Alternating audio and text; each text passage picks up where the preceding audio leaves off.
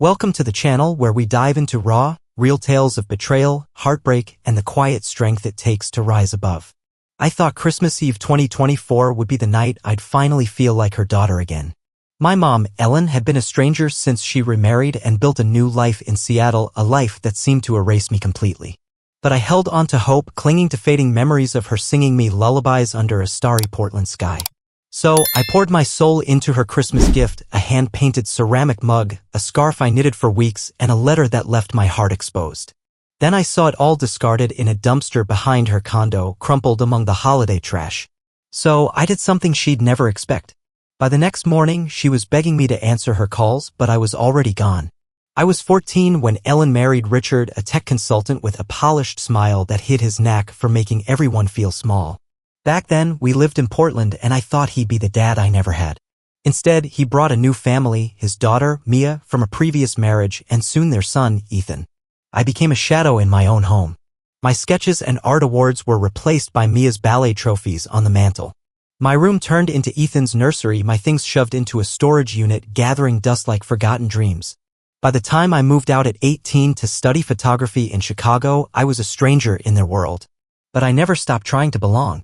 I called on birthdays, my voice trembling as I left voicemails Ellen rarely returned. I sent postcards from my travels, hoping she'd pin them to her fridge. I'd text her photos of Chicago sunsets, their golden hues a silent plea for connection, but she'd reply with nothing more than a thumbs-up emoji if she replied at all. Fast forward to December 2024. I'm 28, a freelance photographer with a small studio in Chicago, and I'd been saving for months to visit Ellen in Seattle for Christmas. She'd been softer lately, a flicker of the mom I used to know. When I FaceTimed her in November, she smiled, her eyes crinkling at the edges, and said, "Can't wait to see you, Clara." Clara. Not kiddo like she called Mia, but it was something, a spark that lit a fragile hope in me. I spent $150 on a ceramic mug I painted myself, its deep blue glaze dotted with tiny stars, a nod to the nights we'd stargaze together. I knitted a scarf in her favorite shade of emerald green, my fingers aching from weeks of late nights, each stitch a whisper of love. And the letter, I wrote it over 4 evenings, the words heavy with everything I'd never dared to say. I miss you, Mom. I know life moved on, but I still want to be part of yours. Can we start over? I sealed it in a silver envelope, my hands trembling as I pressed the wax stamp, the soft scent of wax grounding me as I poured my heart onto the page. Christmas Eve arrived, crisp and snowy in Seattle, the air biting at my cheeks as I stepped off the elevator in Ellen's Belltown condo, a modern glass tower with holiday lights twinkling, their glow a false promise of warmth. I wanted this night to matter, to feel like I belonged again, to finally bridge the chasm that had grown between us.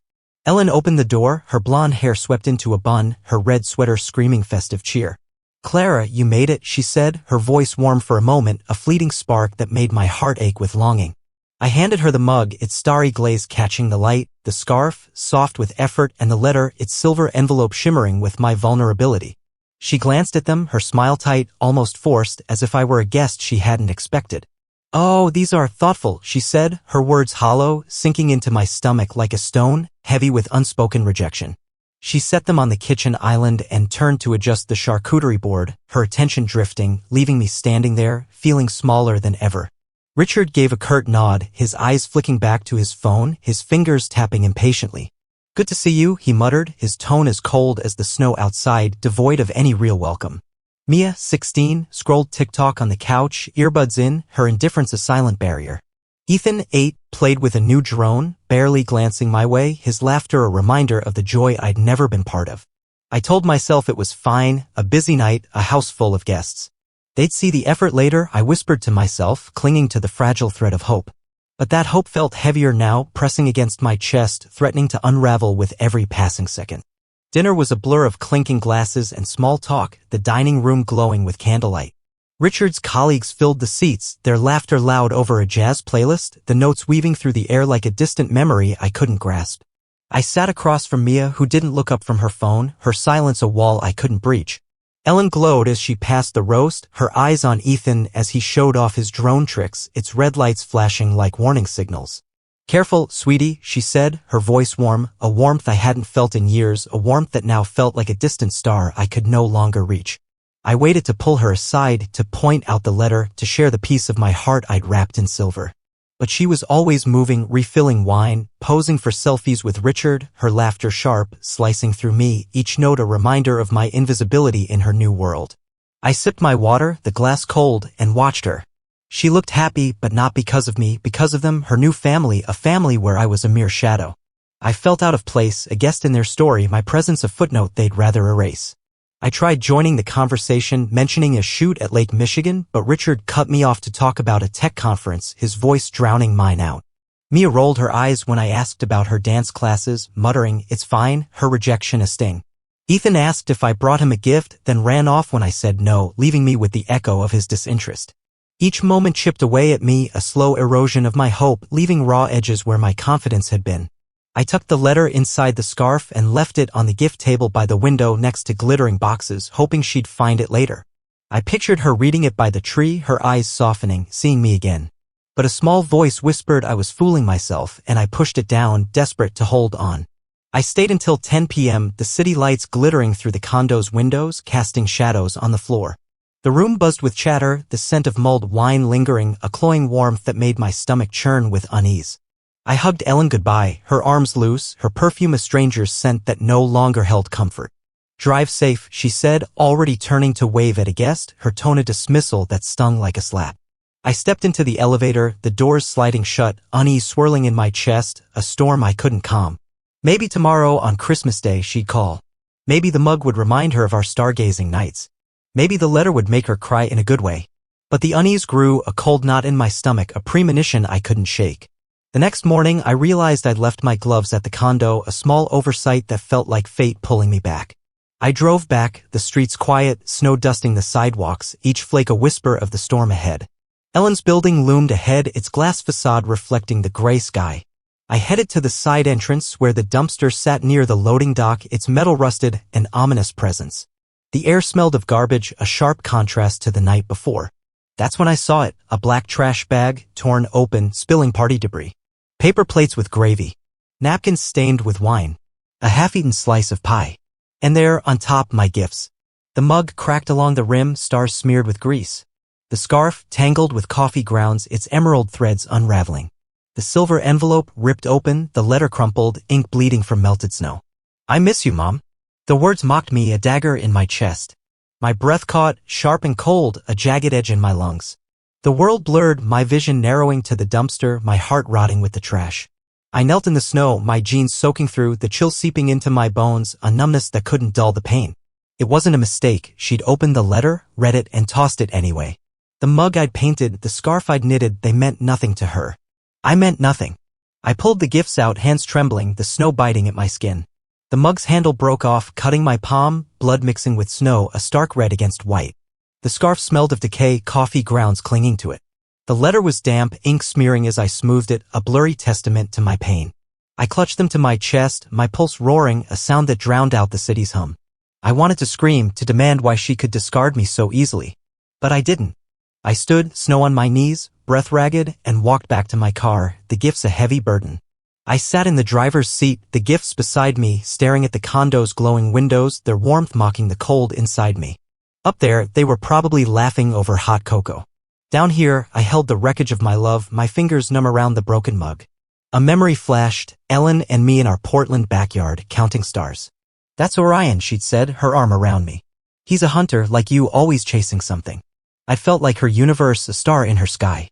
Another memory, my 16th birthday when she forgot, too busy with Mia's recital. I'd sketched Orion alone, pretending it didn't hurt.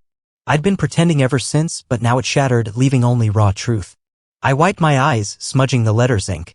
I couldn't keep chasing a mother who didn't want me, who saw me as a burden to erase. That's when the plan formed, cold and clear, like the snow outside, a clarity cutting through my pain. If she didn't want my love, she didn't get my loyalty. I drove to my Airbnb, the gifts like evidence of a crime. I set them on the counter, the cracked mug catching the dim light, its broken handle jagged. The scarf hung limp, threads unraveling, the green dulled by stains.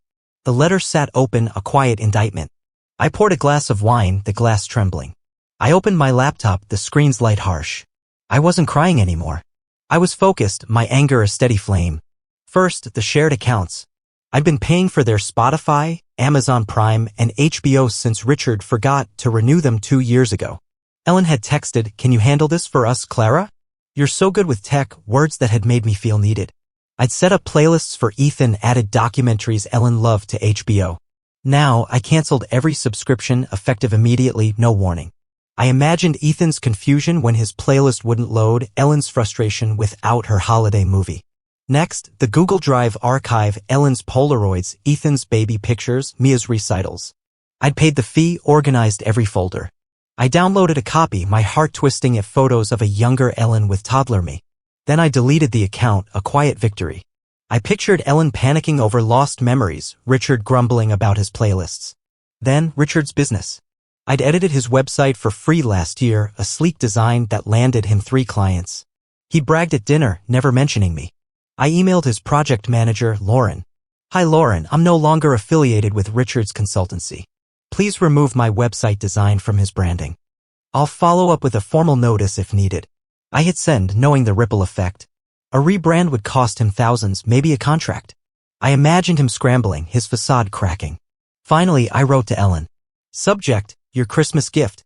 "Hey Mom, I noticed you didn't keep the mug or scarf.